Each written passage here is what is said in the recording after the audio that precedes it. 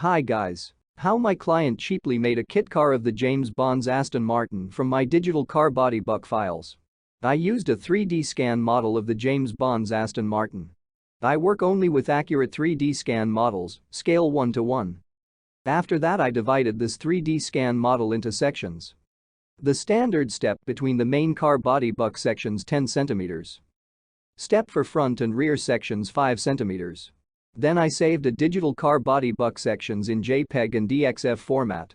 This digital car body buck files need to print on a regular paper printer. You can use absolutely any paper printer. Or need to cut on a CNC or laser machine to obtain wooden car body buck sections. From this wooden sections need to assemble a car buck. My client made metal sections and assembled the sections one after another to get a car buck. It's like Lego, but for men. Everyone can do it easily. Then the space between the sections need to fill with construction foam and the surface covered with construction putty. Alternative option, my client welded metal plates between the sections. After that, he covered the layout with putty and brought the surface to perfection.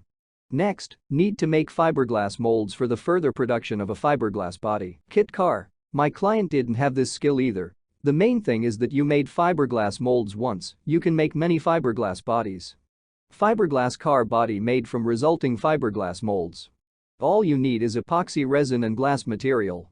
Nowadays it is available to everyone. There is nothing difficult about working with fiberglass. The finished fiberglass car body kit car is installed on a suitable donor car or on a homemade frame. The James Bond's Aston Martin DB5 replica is ready. The most important thing is to make the body. It's like Lego, but for men.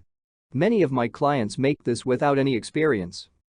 If you need digital car body buck files for self-building a James Bond's Aston Martin DB5 replica yourself, then welcome.